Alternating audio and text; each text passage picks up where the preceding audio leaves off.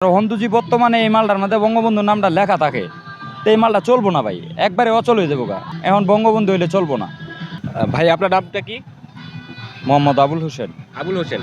আপনি এই যে ট্রেসগুলো বিক্রি করেন এবং এই যে ঘরের জন্য শোপিসগুলো বিক্রি করেন, পুতুলগুলো বিক্রি করেন, এই পুতুলগুলো আপনি কতদিন যাবত বিক্রি করেন?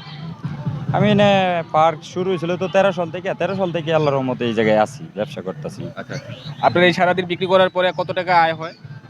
হ্যাঁ, 1000-1500 বা মনে করেন প্রতিদিন তো আর সমান হয় না, তারপরে 1000-1500 টাকার মতো পার ডে থাকে আর কি। পার ডে কি আপনার এটা কি লাভ থাকে নাকি বেচাই হয়? তো লাভটাই আমার 1000-1500 টাকার মতো থাকে আর কি। 1500। সারাদিনে আপনি কখন আসেন? সকালে কটার আমি দিকে সকাল আসেন? 8টায় আসি আর বিকাল 5টায় চলে যাই। 5টায় চলে যান। 5টা বাজে তো পার্ক বন্ধ হয়ে যায়, তাই না? 5টা বাজে নিয়মিত আমরা কি আপনার এই ট্রেসটা দেখতে পারি? হ্যাঁ দেখেন, সমস্যা নেই। সম্মানিত দর্শক, এই যে ট্রেসটা আপনারা দেখেন, আমি যদি দেখাই, এখানে লেখা আছে সাফারি পার্ক।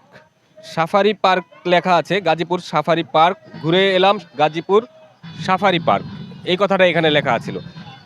এখন এই যে সাফারি পার্ক কথাটা লেখায়, এর আগে কিন্তু এই ট্রেসগুলোতে লেখা থাকতো আরেকটি নাম, সেটি হলো লেখা থাকতো বঙ্গবন্ধু সাফারি পার্ক। এখন আমরা জানতে চাইবো, এই যে বঙ্গবন্ধু সাফারি পার্কে লেখাটা ছিল আগে, সেটা কেটে কেন সাফারি পার্ক করা হলো? আপনার কি এই বিষয়ে কোনো আইডিয়া আছে ভাই? ভাই বিষয়টা হলো গা, আমরা যখন যে আসে আর কি, তার কথাই তো সবসময় বলতে হয়। তাই আমরা এখন বর্তমানে পরিস্থিতির শিকার, যখন যেটা যুগ চলবো তখন এটাই করতে হইব। এখন যদি বঙ্গবন্ধু লেখাটা শো করি, তাহলে এটা স্টুডেন্টেও নিত না এবং কি দর্শনার্থী যারা আইব তারাও নিত না। তাই আমরা মনে করেন যে যেটা চলতেছে, এখন ঘুরে এলাম গাজীপুর সাফারি পার্ক, এটাই চালাই তুইব।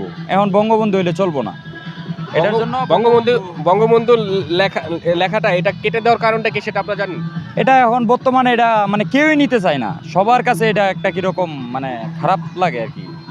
কারণ হলো যে আমরা জানি যে গত 5ই আগস্ট স্বৈরাচার সরকার হাসিনা ওনার পতনের পরে বিভিন্ন প্রতিষ্ঠান থেকে বঙ্গবন্ধু এবং যেই তার দলীয় যেই নামগুলো ছিল সেগুলো কেটে দিয়েছে। তো সেইটাই কি ফলো করে এখানে ফলো করা হলো?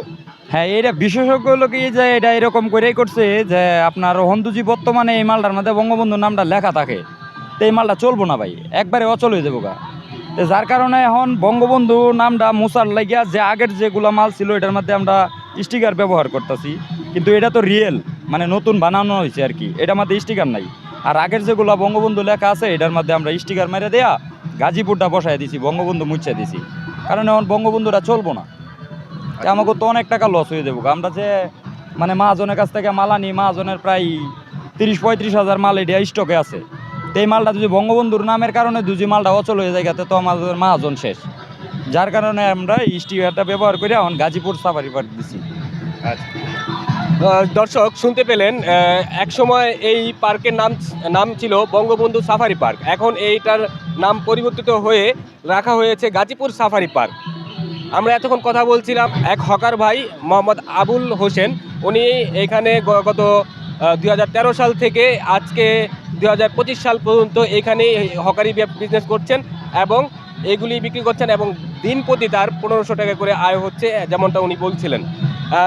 বঙ্গবন্ধু সাফারি পার্ক থেকে ছিলাম আমি মৃদুল খান এবং আমার সাথে ক্যামেরায় ছিল সেতু ভাই।